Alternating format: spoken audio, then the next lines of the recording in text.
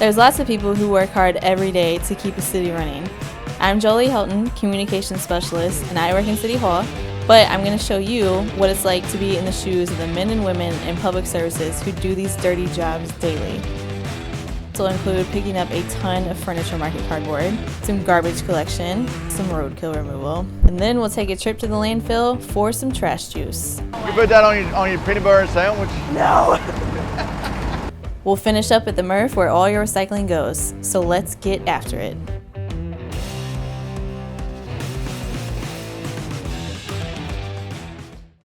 So before starting on any of this, I had to go through safety training, which involved a lot of paperwork and being in a classroom again. But this is serious business because look at all those warning labels. This is no joke. These guys have to deal with this every day.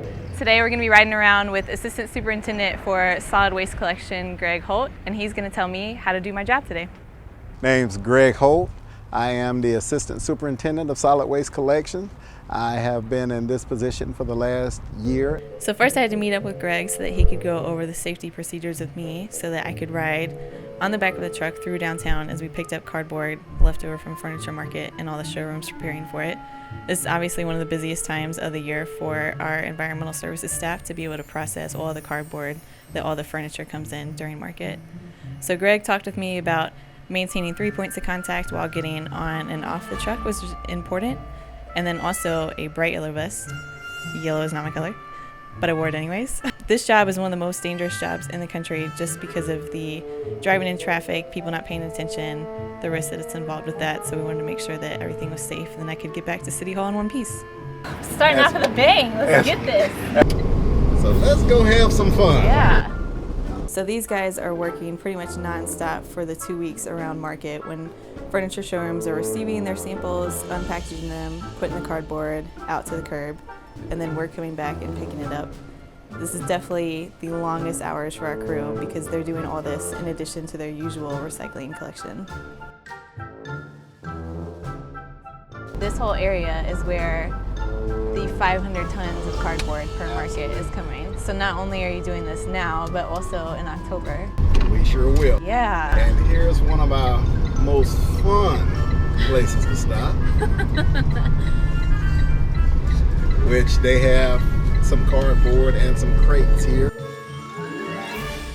So then it was time to get after it and start picking up the most cardboard I've ever seen in my life. And there's big boxes, there's little boxes, there's long, skinny boxes. Basically, furniture comes in all sorts of cardboard, and we were picking it up all by ourselves. There's no magic cardboard machine that comes by and scoops it all up, so our guys are just picking it up with their hands and putting it in the truck. And some of these were way bigger than I am. What? Now, we make sure that we never put our hands or any parts of your body back here while this blade is in motion. Yeah. Two things are going to happen. Two bad things. Yes. It's going to dismember and then it's going to body slam. So sounds real bad. Anytime that blade is in motion, we keep our hands, every part of our anatomy away from it. Yeah. Sheesh. That is no joke. Yes. So this blade is under about 1,500 PSI. It has those cylinders right there that help open it up. And then there's a big giant cylinder in the back that pushes the blade forward and back. Yeah, that's crazy.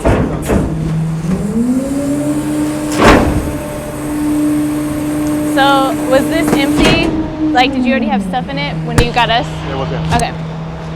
As a matter of fact, we use this truck collecting yard waste throughout the day. Oh, okay.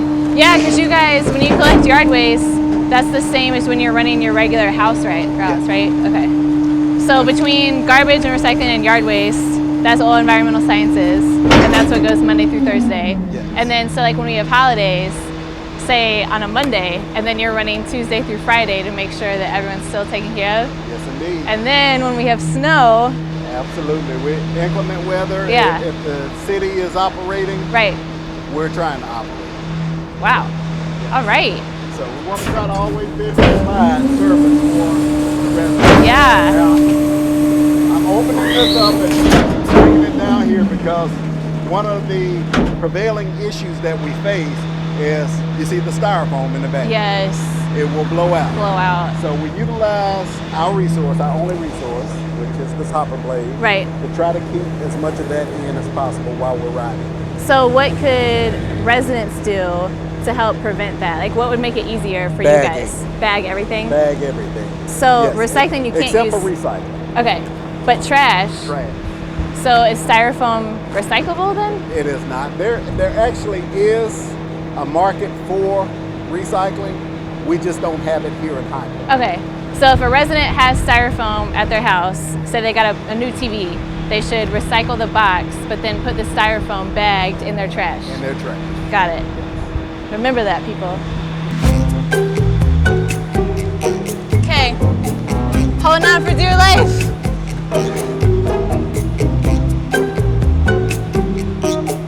Yeah, this is happening. It's happening.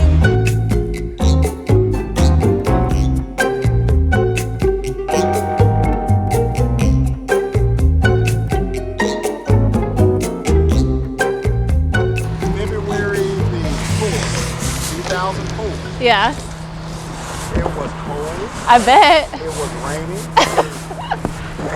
And we had about 960 homes that we had to service that day. Oh man, that doesn't sound very pleasant. I bet you're ready to go home and get warm after that. Absolutely. Do you have any, are there any women that work on the staff here? Not here. Wow. Women are encouraged to apply for these positions in environmental services. It is a lot of physical labor, but if I can do it, you can do it. Is there any physical requirements that you guys have to have? Like you have to be able to lift a certain amount or? We do. Okay. Yes. And of course that usually anywhere from 50 to 100 pounds. Wow. Let's get that out of the way. Okay.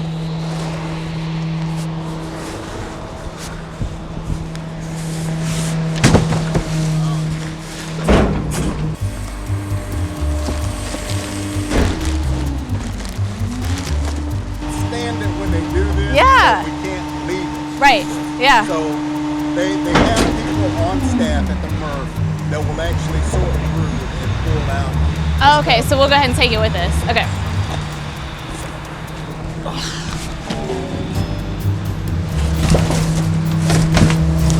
And one of the things we want to make sure that all of our workers are doing when they're picking up something of this size is to always test the weight of it. Yeah. Because you don't want to throw it back out. You don't want to No. be injured or do something that's lifelong threatening. Lift from your knees. Absolutely. So then after all that, Greg let me actually operate the claw all by myself, and I made it alive, and no one was hurt, except for the cardboard.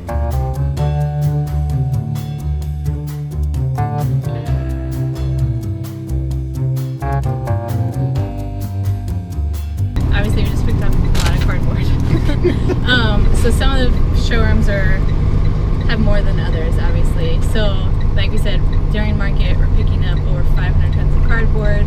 And how many guys work in your division to be able to do this? Well, we have 44 on staff. Dang, 44 people. Yes. So running the usual recycling pickup routes, and then doing this, and then fighting the styrofoam that people didn't bag. So just to reiterate, if you have styrofoam, bag it and put it in your garbage can. And Absolutely. then all the recyclable items that is not styrofoam, and also you cannot recycle your grocery sacks. As much as Right. people try to put them in there, you can't recycle them. So just use them as trash bags instead, like I do. We see it all the time, absolutely. Yeah. It would definitely make life a whole lot easier for the resident and those that collect it. Yeah. Additional handling is required when the plastic bags are collected with recyclables. Yeah. Because the people who work at the MRFs, they have to physically pull those bags out. Yeah. And it ends up going into the trash anyway. Yeah. So you might as well use it as your garbage sack to collect some more trash. Oh, yes. All right. So there is an insane amount of cardboard that comes through High Point during furniture market, and even though I'm a huge gym enthusiast, I was tired after picking up all this cardboard. Whoa. Whoa. Because it's not just a simple cardboard box. There's wood, there's splinters. This is shipping heavy furniture, so it's not just your run-of-the-mill cardboard. But these guys work around the clock to get it back to the MRF so it can be recycled quickly and keep it off the streets. Alright, so I hope you've enjoyed this first episode of Dirty Jobs. I certainly did. Thanks, Greg, for all the help and letting me do crazy stuff. Not too crazy. We were still safe. So I'm about to hop on the back of the truck again because that's definitely the most fun part. So we will catch you next time. On the next episode, you can catch me outside. How about that? But no, seriously, I get exposed to trash juice for the first time, and I even have to pick up some roadkill. So be sure to tune in for the next episode of High Point's Dirty Jobs as we ride around with some of our best garbage crew.